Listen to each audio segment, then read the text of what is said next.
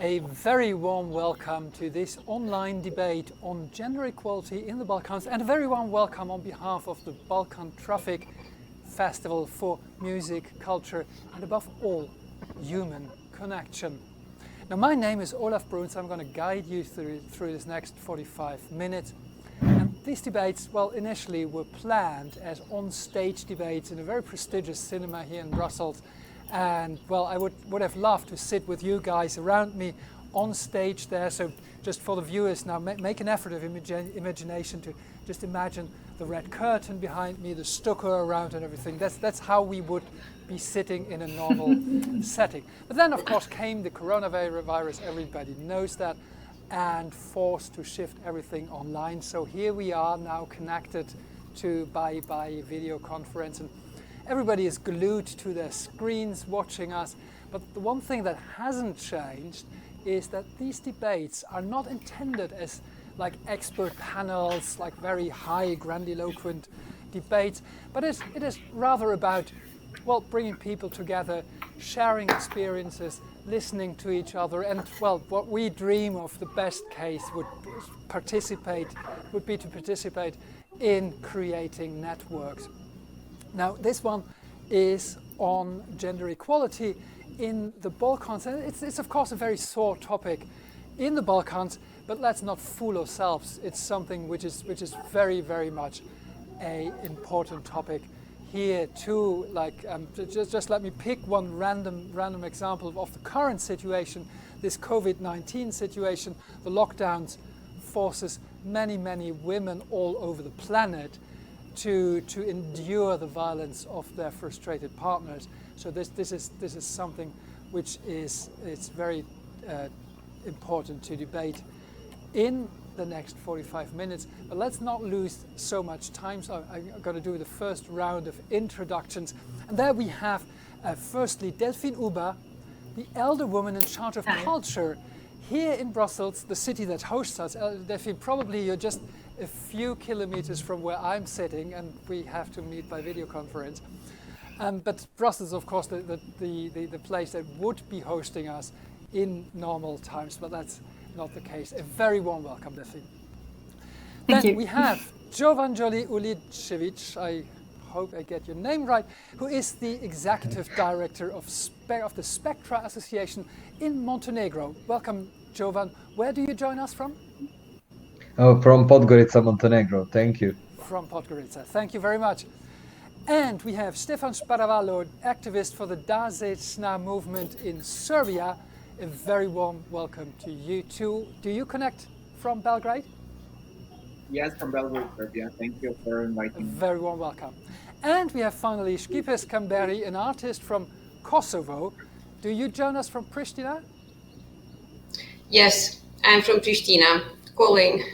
A very, very warm welcome. Now, a second Thank you. round is the opening statements, and as we are a cultural festival, well, at least as a basis, I would like to start with Skipe, who is an artist, and well, your pictures were planned to be exhibited in that cinema where this debate should be taking place, but that's not the case now. But you actually have conceived an exposition which is very much close to the topic we're debating here now. I just give you 2 minutes for an opening statement. Yes, thank you.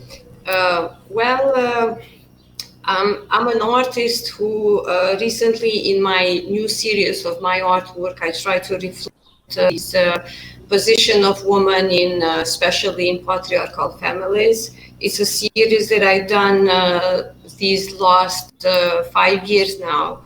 And after I exhibited them, I suddenly became an activist.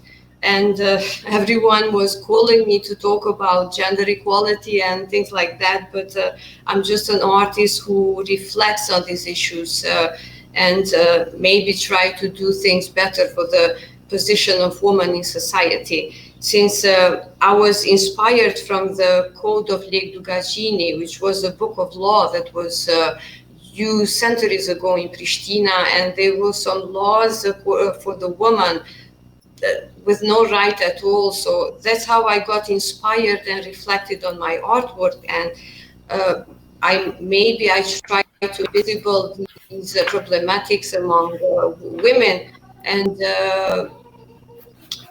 ask constantly awesome questions today. Do we still live in patriarchal families? We do.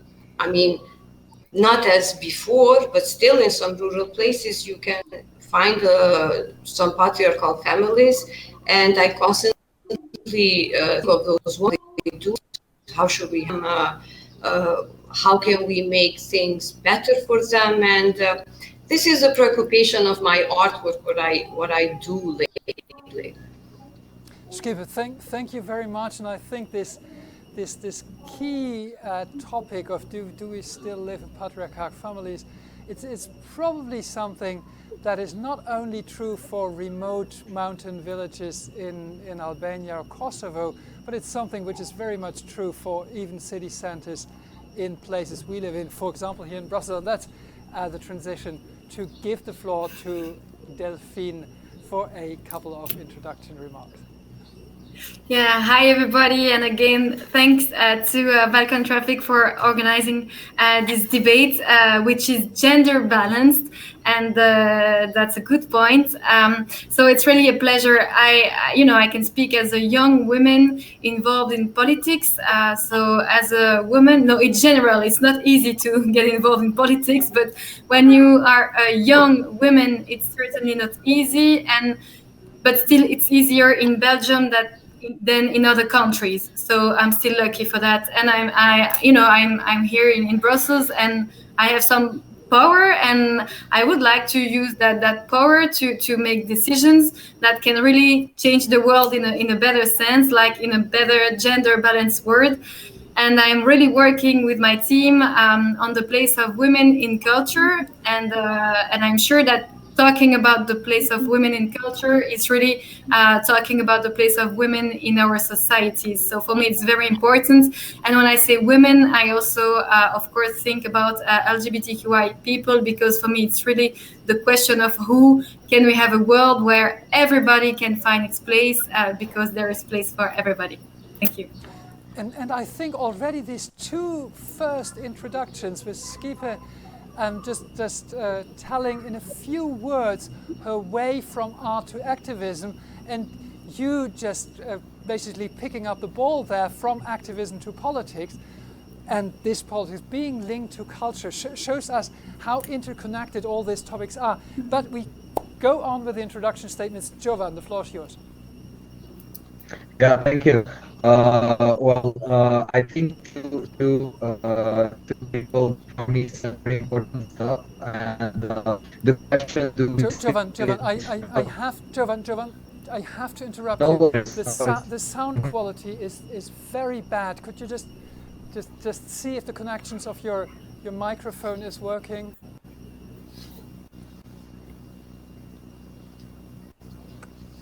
Can you still hear me? Do you hear me, Olaf?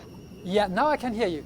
Sounds better. Yeah, okay, it was some connectivity issues. Never mind. So I would like to continue on a question, do we still live in patriarchal families? That's a very important question for me as a transgender activist. And I think it's very important that me and Stefan are part of gender equality panels as LGBT activists, because I think very often we face the issue of being involved only in LGBTI discussion spaces and panels. Why is this important? I would like to share a very short story about one Swedish police officer with who I cooperated, who asked me one time, do you think it's very hard for a transgender activist to live in such a strong patriarchal country such as Montenegro? And actually I laughed, because I asked him, do you know any country which is not patriarchal, strongly patriarchal, even countries that have like strong gender equality programs? And he started thinking, and he said, actually I don't. So that's why, especially now, when I think it's a very strong self-reflect time for those of us who have the privilege to self-reflect. I think it's very important to think about not only gender equality, but also politics and any other sphere of our lives in broader terms, and to think, what do we actually do for gender equality? How does that affect our own personal lives? And how do we contribute to equality in general? Because I think this is a very interesting time to think about the topic of equality in broader and narrower terms. So I think that will be a short introduction for me, and I hope that we will discuss that more. Jovan, thank you very much. I pass the word to Stefan for a few words of introduction. Yeah, well, yes, reflect upon the words of Jovan, that it is really essential for us being here because we are not just LGBTI persons, nor just LGBTI Stefan, activists. excuse me, Stefan. I interrupt you too. The sound is not very good. Are you far away from the microphone? Okay, I'll try to get close. This is now better. Much better. Perfect. Yeah. So I will just reiterate, and I will just continue on what Jovan said. And I think it's really essential for us being here because we, as LGBTI activists, we are not just LGBTI. We have other identities. We can join our fights, especially in Western, but especially in flawed, like weak democracies in our Western Balkans. So I appreciate that you invited us to have given us the opportunity to share and to acknowledge this other perspective on gender equality from LGBTI persons. I'm coming from Belgrade, Serbia, which is, as you probably assume, pretty patriarchal and pretty complex country nowadays.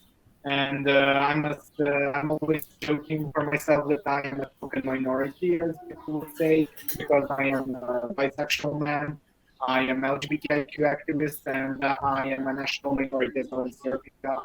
I'm a Jewish person of faith, and a lot of identities, and I'm, all of them are merged in me and this person. Thank you very much, Stefan. Your connection is not that great. I can see you perfectly, but I couldn't hear everything you were saying. But I think I got the gist of it. So if I don't think you can do anything, it's probably just linked to the connection, and we will try. Maybe it gets better over the next minutes. Fingers crossed for that. I just would like to, because we are in this situation now. We are in this COVID-19 situation now. And I think Jovan already mentioned this as a time of self-reflection, of course, for those who are in the lucky situation to have the privilege to reflect.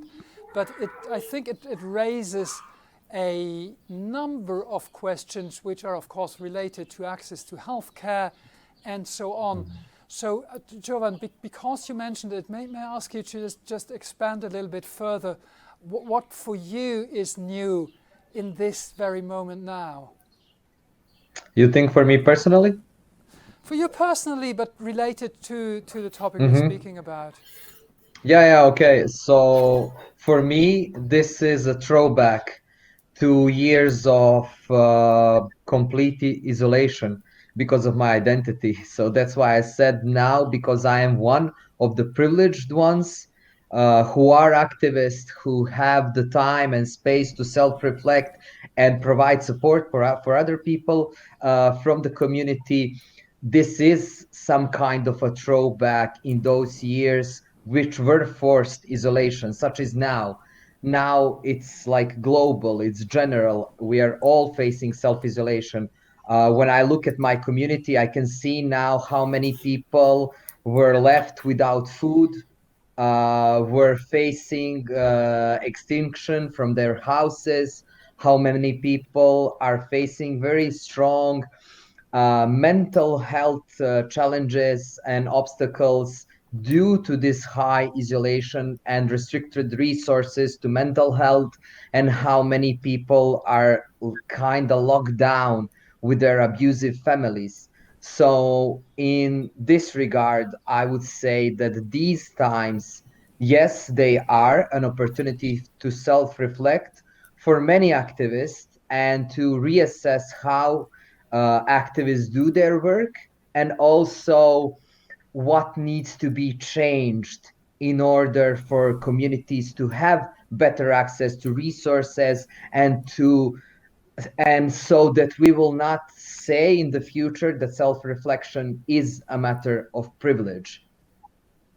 Jovan, thank you very much. And what you mentioned are, of course, really serious issues. It's not just some kind of, well, we are in lockdown and we get bored and we spend the whole day exactly. watching Netflix. But it's about shortage of food. It's about mental health. It's about abusive families. This is very, very serious issues that are brought to the surface by this very moment. Stefan, is this something you share in your experience in the people that are close to you? I hope you'll hear me better now. Well, in our experience with COVID-19 is that, it produced repercussions in the entire society. But I think, those who are most oppressed, who are most marginalized, it even hit more. So when it comes to LGBTI community, due to economic situations here in Serbia and the overall poverty of people, a lot of LGBTI persons remained confined in their homes with their dominantly homophobic parents and families.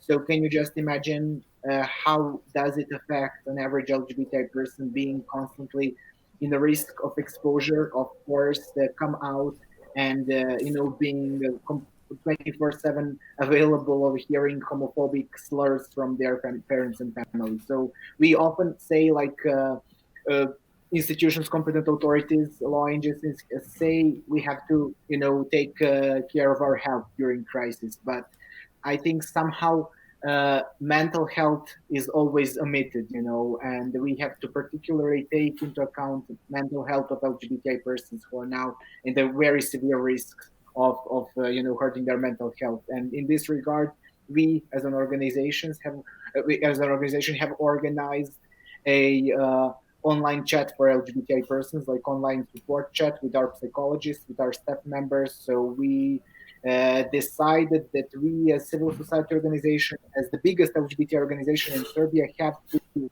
activities for the sake of LGBTI persons during the given crisis. Thank you very much. Skipe, for you in this situation now, I guess you're under lockdown as we are all, but what is new to the topic we're talking about right now?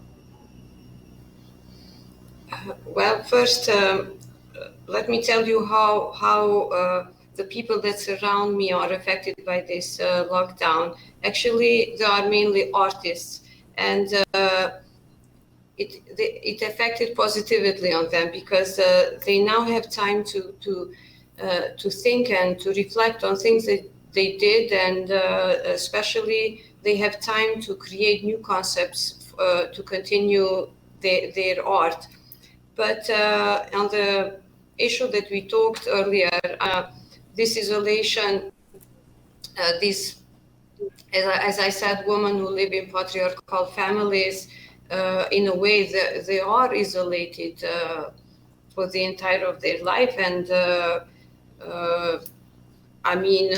it's very hard for this time to reflect upon their problem and how to help them and how to approach them, especially as we talked that this usually there are women that live in those rural places, and maybe they don't have even access to internet or these social media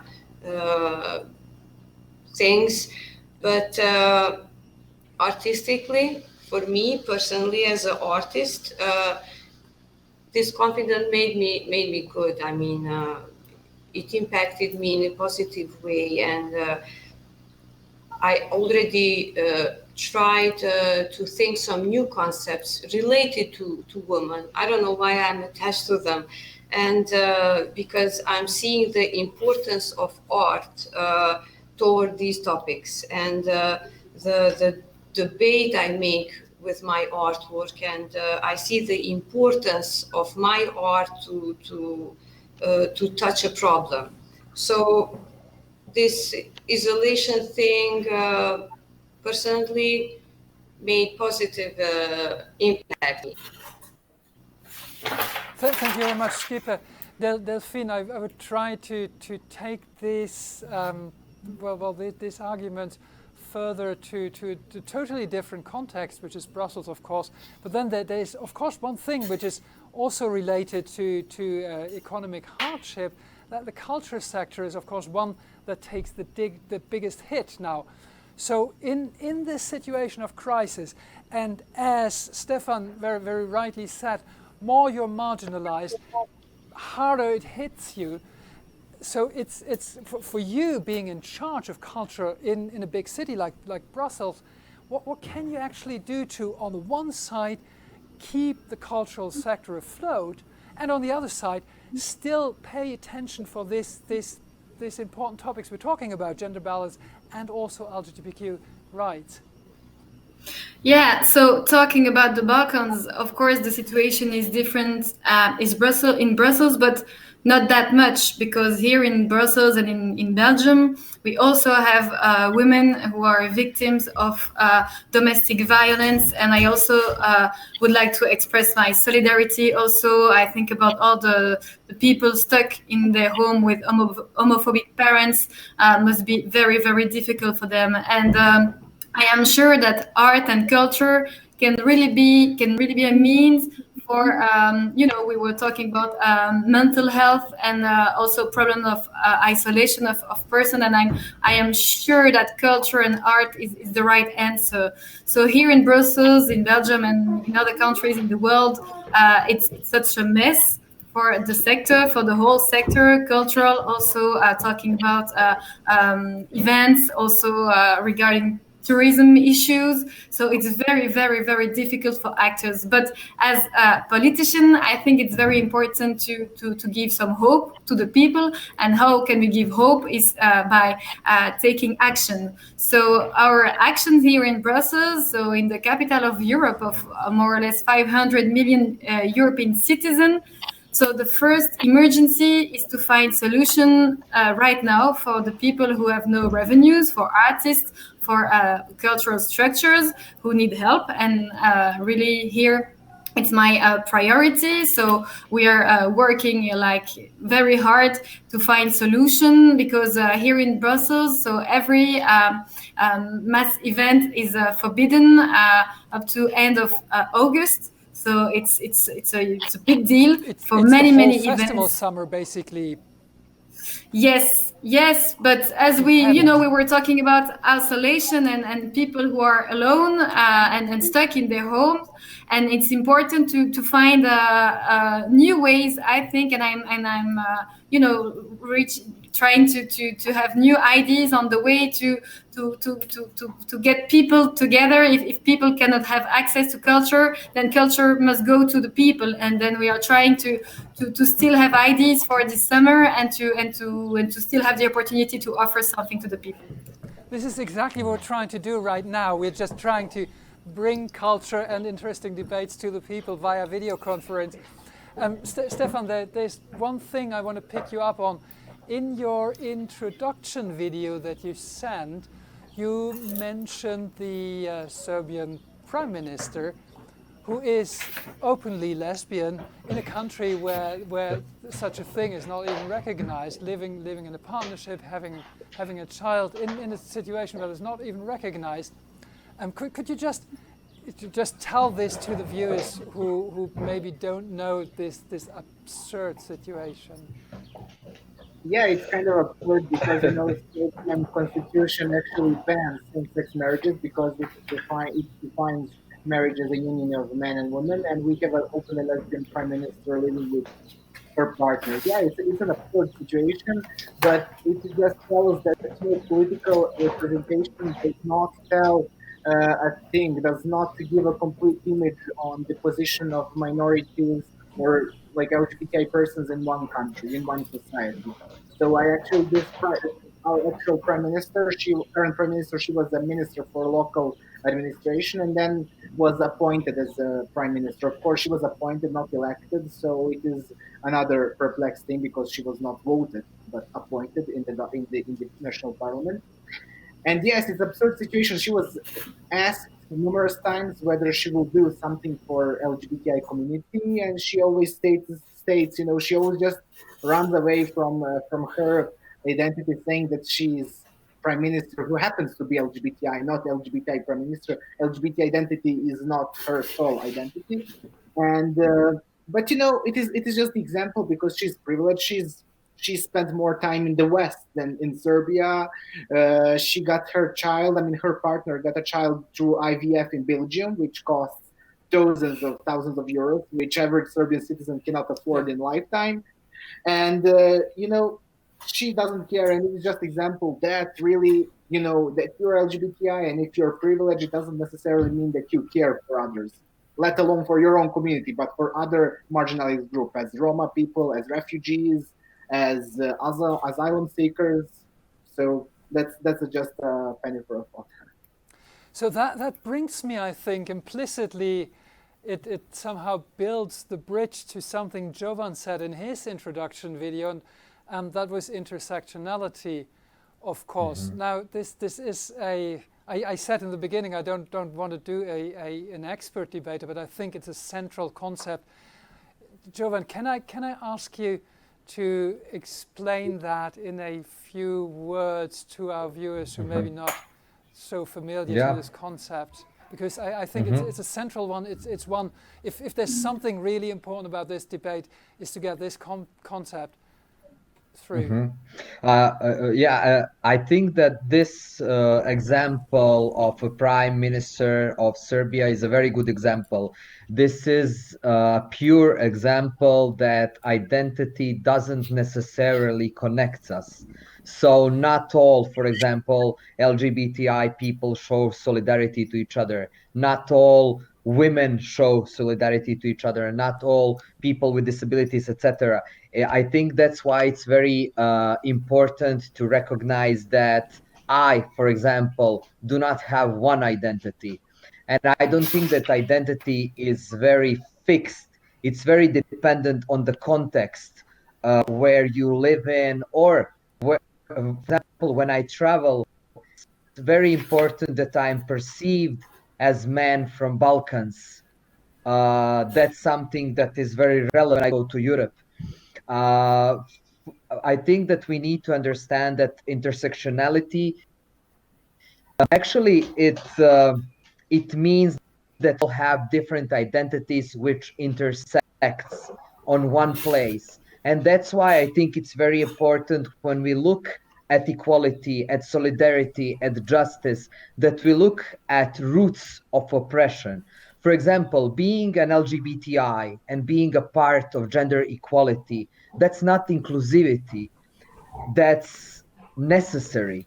It's necessary because the root of, for example, homophobia is often misogyny. The root of transphobia is... It's very important Jovan, you're for disconnected. Sound was disconnected. Sorry to interrupt you. Do you hear me? Yeah, now I hear you again. Okay. So if you could just retake the last two sentences, please. Okay, so I will just repeat. So, for example, I think it's necessary for us to understand the root of oppression and not to base our thinking solely on identity. For example, a root of homophobia is misogyny. Root of transphobia is misogyny, very connected to patriarchy. But for example, if you're a rich LGBTI person, like Prime Minister of Serbia is, it's very possible that you will not experience homophobia in a very high degree, such will someone from middle class or working class.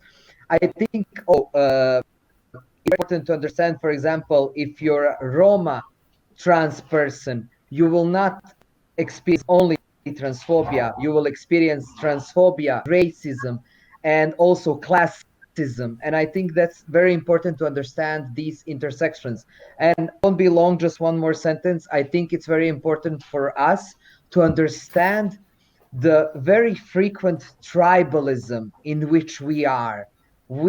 Most of our living in tribes, connected on our identity, connected on some values and stuff like that. I think intersectionality